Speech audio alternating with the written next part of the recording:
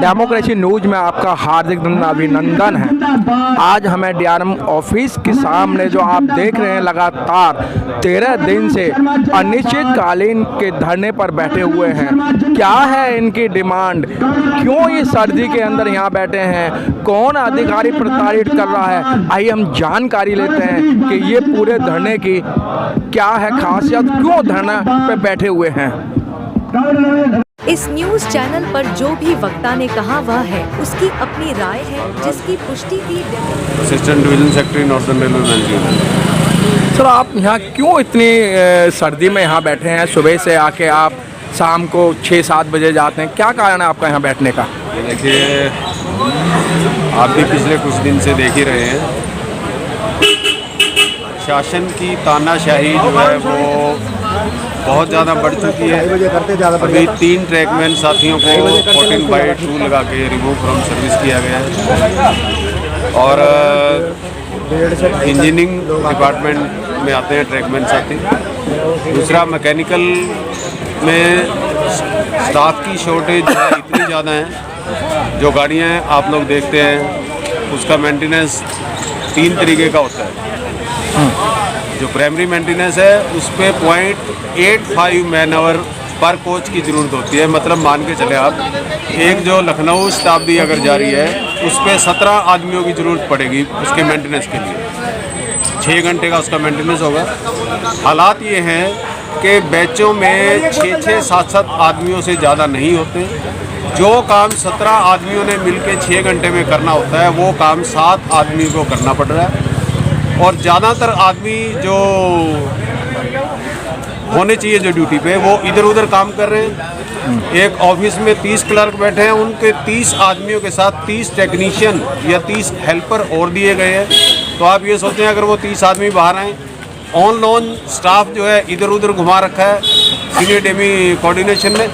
अपने यहाँ पे 4200 ग्रेड पे का आदमी कारपेंटर जो है वो यहाँ पे चाय पिलाने के लिए रखा हुआ है।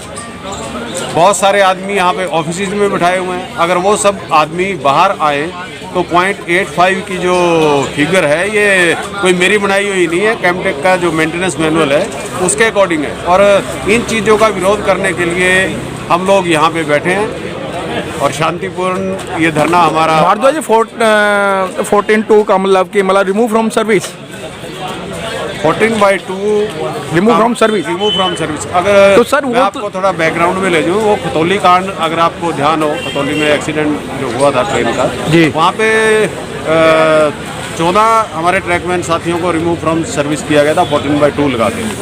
उसके बाद गाजियाबाद में एक यही इस प्रकार का एपिसोड हुआ था, वहाँ भी एक ट्रैकमैन साथी को 14/2 लगा के रिमूव फ्रॉम सर्विस किया था।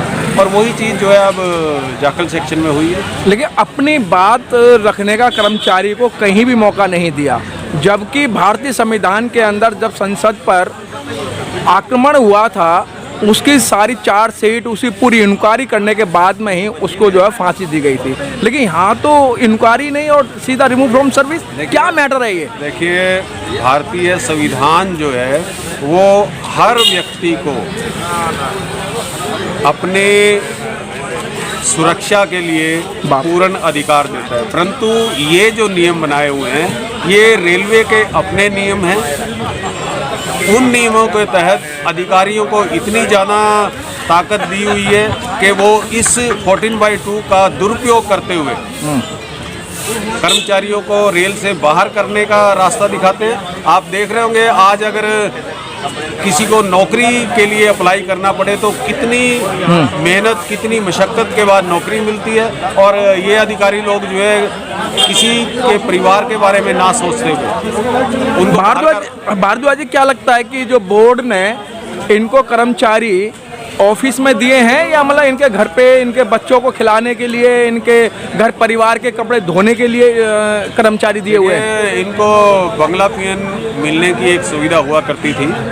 जो कर्मचारी, जैसा आपने पूछा, वो कर्मचारी गाड़ियों के मेंटेनेंस के लिए या ऑफिस के रखरखाव के लिए उन कामों के लिए दिए हुए, ना कि इनके घरों में काम करने के लिए, ना कि इनकी गाड़ियाँ चलाने के लिए, ना कि इनको ऑफिसों में चाय पिलाने के लिए। सर एक और समझ में आया और लोगों ने बताया है कि जो डेली वेजेस के जो कर्मचारी हैं उनको तो रेल में काम करवाया जा रहा है। जो रेल के जो कर्मचारी हैं जिनको काम आता है ये अपनी कोठियों पर काम करवा रहे हैं, अपने बच्चों के कपड़े धुलवा रहे हैं। ये आपने बहुत अच्छा सवाल पूछा, इसका जवाब कुछ दूसरे तरीके से दूंगा। हमारे यहाँ पे गाड़ियों पे एंसिलरी वर्क जो है शताब्दियों पे, राजधानियों पे, जैसे कारपेंटर का काम है, पेंटर का काम है, वेल्डर का काम है, वो काम इन्होंने कॉन्ट्रैक्ट पे दे दिया गया है। और उसके बाद जो हमारे पास यहाँ लगभग 250-300 एंसिलरी कैटेगरी का स्टाफ है, उनको टेक्नीशियन बनाने के लिए एक फरमान जारी किया है जिसमें उनकी विलिंग मांगी गई है कि आप टेक्नीशियन बनना चाहते हैं तो इस पे हाँ या ना में जवाब दें। अब आप सोच के देखें, जो मेडिकल स्टैंडर्ड है एंसिलरी का वो C1 है और टेक्नीशियन का B1 है। अगर आप किसी 55 साल के आदमी को जो कि कारपेंटरी का काम देख रहा है उसको आप कहेंगे कि भाई आप जो है टेक्नीशियन बनना चाहें और वो लिख के भी दे दे कि हाँ मैं बनना चाहता हूँ, और वो B1 मेडिकल में फेल हो, तब उसका क्या करेंगे? उसको उठा के IOW के यहाँ भेजेंगे कि चलो भाई घरों में अपना खिड़की दरवाजे मरम्मत करो। और सब भारद्वाज जी, मेरा क्वेश्चन ये था कि जो रेल कर्मचारी है उनको घर पे लगाया जा रहा है और जो डेली वेजेज जो कर्मचारी हैं उनको ट्रैकमैन या वहाँ काम पर लगाया जा रहा है। जो इनके रेलवे के इनके कोठियों पे काम कर रहे हैं उनकी सैलरी रेल से दिलाई जाती है और उनकी सैलरी ठेकेदारों से दिलाई जाती है। ये बहुत बड़ा अंतर है। बिल्कुल है, बहुत ज़्यादा अंतर है। और इसी चीज़ को लेके हम सब यहाँ धरना प्रदर्शन कर रहे हैं और प्रशासन को हिलाने का काम जो है All India Railway Men's Federation, Northern Railway Men's Union इस काम पे लगी हुई है और जल्दी ही इसका कुछ ना कुछ रिजल्ट निकाल के हटेंगे हम सब। सर 13 दिन हो गए हैं और 13 दिन के अंदर तो मैं समझता हूं कि इनको बात मान लेनी चाहिए। कहीं ना कहीं तो ऐसा लगता है कि आप लोगों के अंदर भी कमी है। क्यों नहीं आपकी बात सुनी जा रही है? देखिए, प्रशासन अपनी हठधर्मी अपना रहा है और वो हमारी ताकत जांचने की काम में लगा हुआ है। हम लोग यहाँ सर्दी में आके जो बैठे हैं और जब तक हमारी मांगें पूरी नहीं होगी हम इसी स्थान पे बैठे रहेंगे। 5 तारीख को स्टैंडिंग कमेटी बुलाई जाएगी। उसके बाद इससे आगे का निर्णय जो है, इससे एक कदम आगे का निर्णय वो लिया जाएगा, फिर उसके अनुसार कार्रवाई होगी। सर मुझे मालूम है मुरादाबाद के अंदर AGM थी। AGM में शिव गोपाल मिश्रा जी ने एक ही बार कहा था अगर 8वां वेतन आयोग लागू नहीं हुआ तो फरवरी में चक्का जाम करेंगे। इनकी आंखें खुल गई, 8वां वेतन आयोग की जो सिफारिशें लागू हो गई हैं शायद। तो सर आप इतने सारे लोग बैठे हैं और इनके अभी कानों पे जू नहीं रेंग रही है। देखिए, नॉर्दर्न रेलवे मेंस यूनियन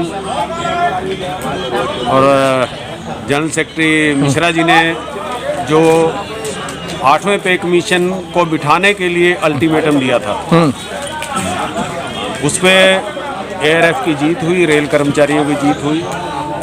प्रधानमंत्री श्री नरेंद्र मोदी ने उसकी घोषणा भी कर दी है और ये जो कार्रवाई है, जिस धरने पे हम बैठे हैं, हम यहाँ भी कामयाब हो गए, हमें पूरा विश्वास है। सर 13 दिन हो गए, मेरा कहने का मतलब है कभी सीधी उंगली से घी निकलता है? सर आप सोच रहे हो सीधी उंगली से घी निकल जाए, हम अफसरों की खुदामत कर लें? हटाऊँ कि 5 तारीख को स्टैंडिंग कमेटी मीटिंग बुलाई जाएगी, उसमें उंगली सीधी करनी है, टेढ़ी करनी है या पिप्पा जो है वो फाड़ना है, क्या करना है वहाँ डिसाइड होगा। क्योंकि यहाँ पे सर आपके डिवीजन मंत्री का सीधा अल्टीमेटम है, या तो हमारी बात मान लो, नहीं हम तुम्हें ऑफिस में नहीं बैठने देंगे, हम ट्रक पे नहीं घूमने देंगे, जो होगा हम वो करके दिखाएंगे। उसकी जिम्मेदारी हमारी नहीं, ये आपके प्रशासन की होगी। ये कार्रवाई भी हमारे यहाँ लोकतांत्रिक प्रणाली है, कोई व्यक्ति विशेष अकेला डिसीजन नहीं लेता। यहाँ सब स्टैंडिंग कमेटी मीटिंग में सभी branch secretary, branch president, division की बॉडी जो बैठेगी, वहाँ पे जो सामूहिक निर्णय लिया जाएगा उस निर्णय के अनुसार भले ही